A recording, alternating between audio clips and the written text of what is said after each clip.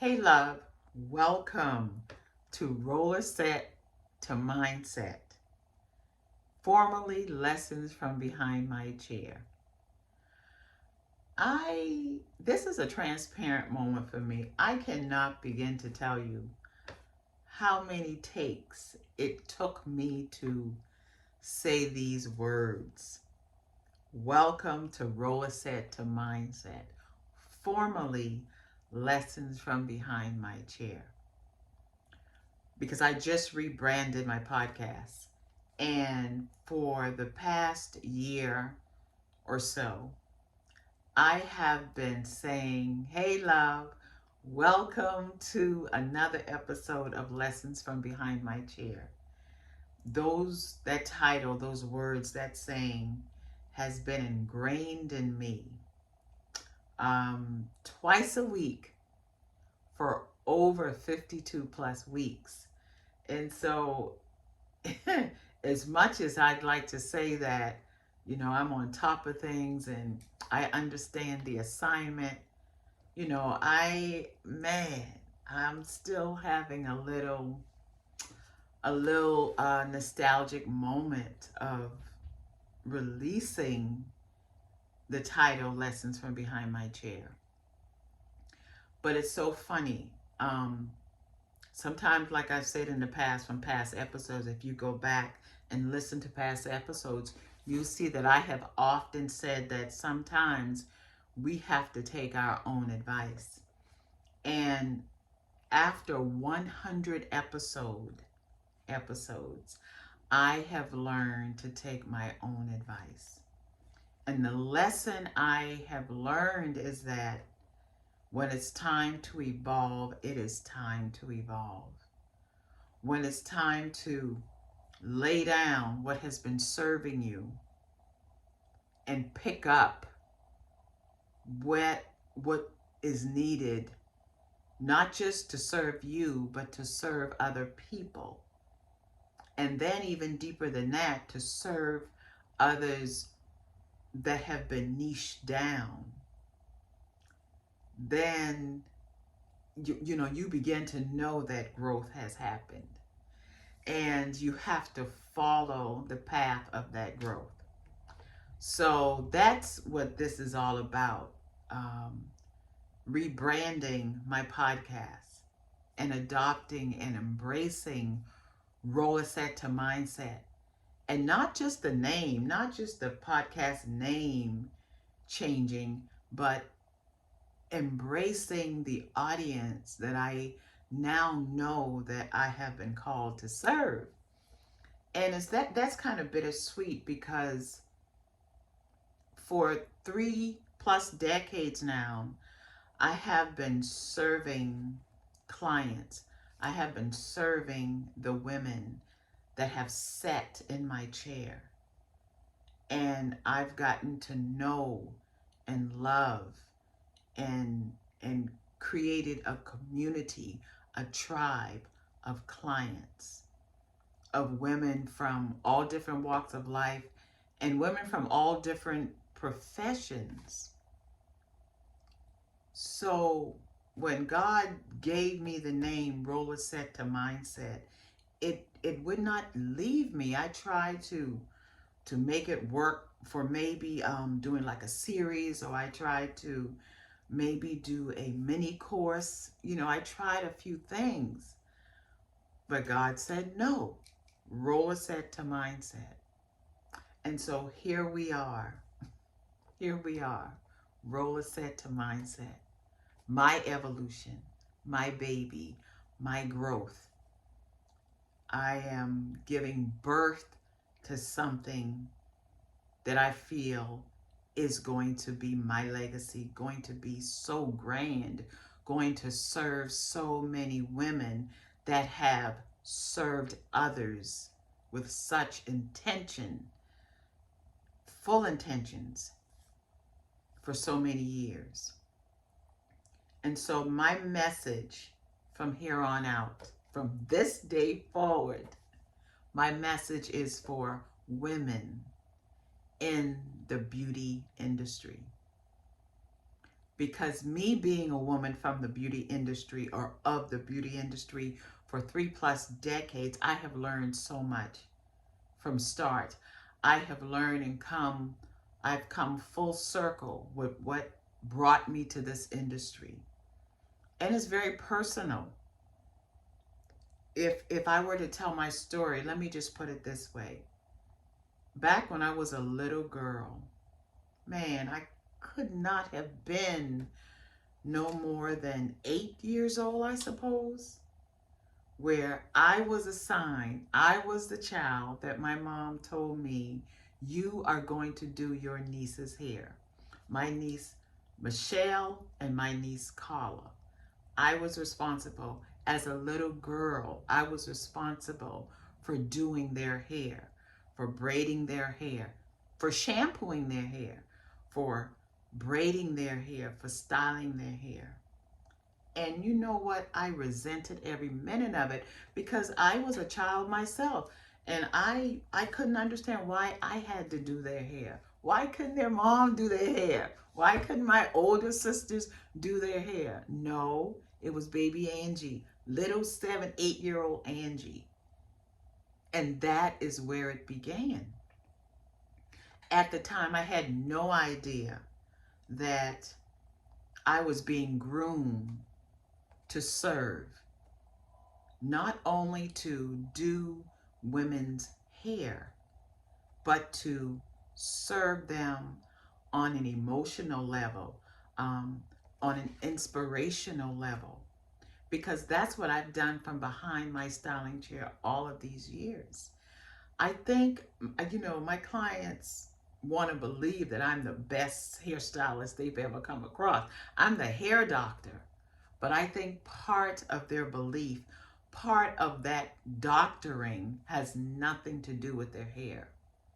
But it has everything to do with my ability over all these years to see them, to serve them, to lift them up, to be a listening ear, and to be a voice to them when necessary. And I believe that is my gift. So as much as I resented having to do my niece's hair when I was a child, I thank God. I thank my mom. I thank my nieces. I thank the universe for conspiring all of that to get me where I am today, to be in the position to help transform the lives through mindset of other beauty industry professionals.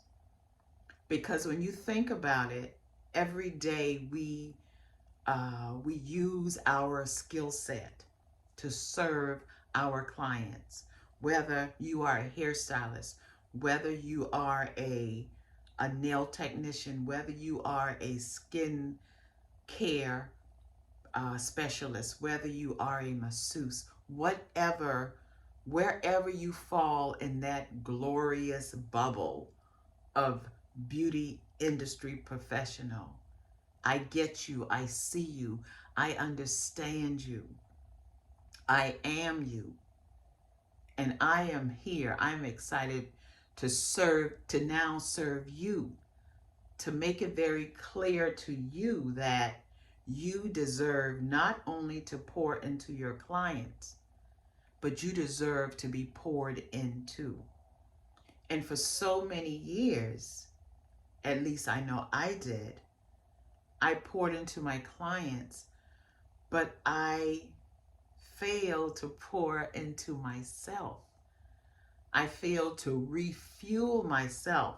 So when I turn that key to go into that salon, it's I make it, it's no more about me, but it's about who sit in my chair. And it doesn't matter what I went through before I entered those doors. Before I entered that salon, I knew and still know that my client needs me. And so in spite of what I'm going through on any given day, I leave it at the door. I drop it at the door, and I pick up and I call in and I breathe in. I breathe in peace. I breathe in strength. I breathe in courage. I breathe in an attitude of service, because you've got to know what the people want and you've got to give the people what they want. So let us continue to do that. Let us continue to serve our clients on a very high level. But remember, as we do that, we've got to carve out time. We've got to carve out a space. We've got to carve out a podcast, Rollerset to Mindset, so that we can be served and serve ourselves. And in doing so, it's twofold. Yes, we're serving ourselves, but we're also making ourselves better to serve our clients.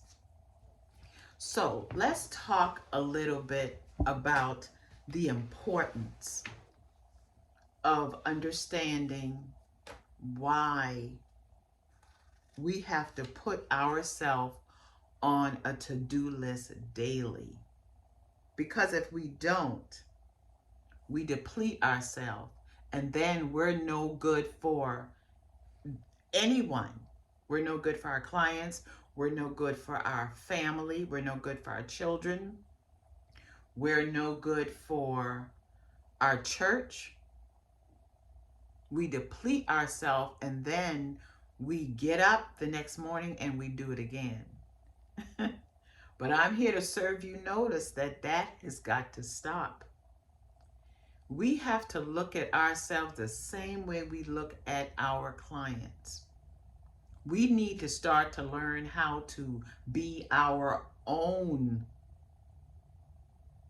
stylists, our own skincare specialists, our own exercise guru. You know, we've got to learn to understand that whatever area of the beauty industry that we are in, we need to give that same attention to ourselves. We don't have to give it, we don't have to do ourselves, but we need to find, as a hairstylist, I need to find a hairstylist where I can go sit in her chair and be pampered and be listened to and be encouraged and be inspired. You as a esthetician, you need to find yourself an esthetician where you can be pampered, where you can be poured into, where you can be inspired. And watch what that does to you when it's your turn to give it back to others. And another thing I've learned along the way is to not be afraid to grow. You know, so many times, and so many times over the years, we have wanted to, as a beauty industry professional, we've wanted to try new things. We've wanted to branch out. We've wanted to change our hair menu. We've wanted to delete some services. We've wanted to add some services, which sometimes cause an increase in price. But we were afraid. We were afraid of what we would stand to lose when we do that. I'm here to tell you, the ability to want to pivot, the ability or desire to want to rebrand, you owe that to yourself. And when you think that no one is going to go along, that your clients will object, that is absolutely false. Every time I made the decision to make a change in my salon, whether it was be a price, whether it had to do with redecorating, whether it had to do with adding services or no longer performing a certain service. There was a little grumbling initially, but in the end, it all worked itself out. It was well received. The clients adjusted. And then some even swung back around and told me, Angie, I'm glad you don't do that anymore. Or Angie, I'm glad you're doing this a little differently. Angie, I like the way you redecorated your salon. I was getting tired of that same color, of that same decor. So never be afraid to go forth for change that you feel is going to better you. Because if it betters you, then it betters everyone that comes in contact with you. Sometimes, even in working in the salon, I felt like not only was I servicing them in terms of performing a service, but I also felt like I was ministering to my clients. How many of you can relate to that? I mean, think about the times clients would come in and they would feel so depleted, or they had something personal going on concerning their health, or concerning a family member, or just their lives, feeling that their lives was topsy-turvy. How many times have you had to wear the cap of ministering to your clients, of inspiring them, of encouraging them, of praying with them, of praying for them? Listen, let that be a clue for you. Let that be an example for you. Try not to. Yes, your salon is your business.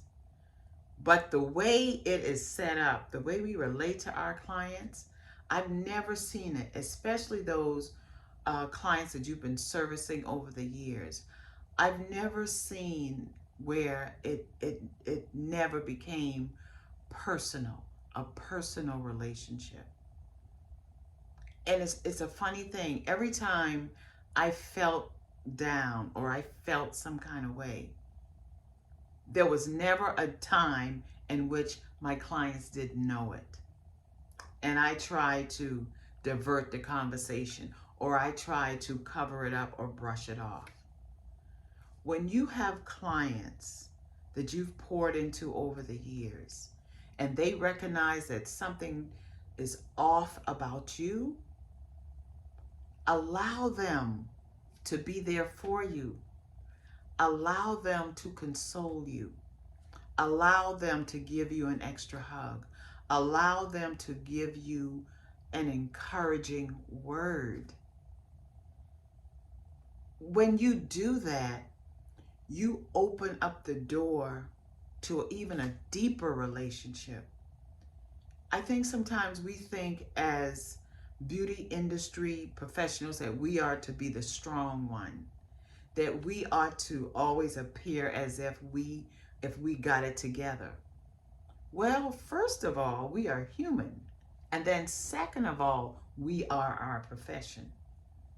So the days that life is lifing and you're feeling some kind of way, open the door, open your heart, open your spirit to being cared for by the people that you care for on a weekly or bi-weekly basis. If you find yourself working hard, working back to back, and your client call and say, hey, I'm on my way. Do you need anything? Can I bring you lunch? Can I bring you something to drink? I know I had a tendency to say, no, that's okay. I'm okay. And many times I wasn't. Many times I needed lunch. Many times I needed something to drink. But my inability to show that I was in need cost me a lot over the years. Don't let that happen to you. Allow your clients to take care of you. Allow them to show that type of appreciation for you. Be willing to receive the same way that you've given to them over the years. Be willing to allow them to give back to you. And this is another thing that I dealt with. Over the years, throughout the years, I don't know about you guys, but throughout the years, I felt like I can't do this no more. Over the years, I felt like giving up so many times. I call it the beauty industry 7-year itch. And that that 7-year itch can come at any time. It could come in your 3rd year, it could come in your 7th year, your 10th year, your 25th year, your 30th year. There is such a thing as a 7-year itch. And when it comes, I want you to be able to recognize it, because so many times we want to throw in the towels, we want to give up because of other thing that's going on. So my advice to you is to allow the itch, recognize the itch, and sometimes you have to scratch that itch, but also take some time to figure out what's causing you to be having feelings of discontent. Maybe you're working too hard. Maybe you're working too many hours. Maybe you're taking on too many clients. Maybe you're not taking enough breaks in the day. Maybe you're not giving yourself extra activities outside of the salon that helps to soothe you, that helps you to feel that there's more to life, more to your day than just work. So examine where that itch is coming from. And then there are times when you're working, you feel like, here I am spending all this time working with women, helping them to look beautiful on the outside, and you are feeling torn up on the inside. And that torn up feeling is beginning to show on your outside. But I want you to remember the fact, when you have those days when you feel like you're not looking your best, I want you to remember who you are. I want you to remember that you are beautifully and fearfully and wonderfully made. And when times get hard, I want you to take time to soften those times. When things become stressful in that salon, step outside. When you're performing a facial or a waxing service on your clients, and in between clients you are exhausted, take a break. Step outside, take 5 minutes. Have something to drink, have a piece of fruit. Listen to some inspirational music. Do something to shift the way you are feeling, because you deserve that. And always remember, if you feel like your business is not flowing, your business is not growing, your clientele is not growing, take some time, block off some time block to reassess your business, time block to see that maybe you need some more training. Create time within your schedule in case you have to course correct and redesign, so that you don't throw in the towels prematurely. And speaking of prematurely, don't allow yourself to not grow.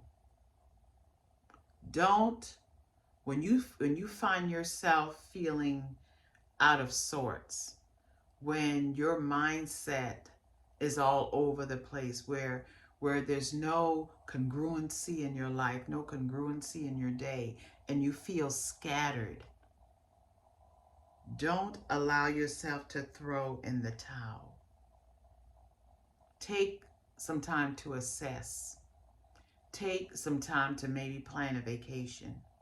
Take some time to maybe plan a staycation. Do whatever you have to do to bring yourself back in alignment. And know that it's okay. Know that that is something that you absolutely deserve. I hope you got something from this episode today. If you did, then I want you to let me know by sending me a direct message, either on Instagram or on Facebook. And another thing I want you to do, I want you to be sure to subscribe to this podcast. I want you to take the time as a beauty industry professional to write a review and give me a 5-star rating wherever you listen to podcasts. This allows my podcast to keep growing and keep thriving. This allows me to keep bringing you information, content that I believe will serve you. I also want you to let me know what you want to know. I am here to serve you. You are on my list. You are on the top of my list.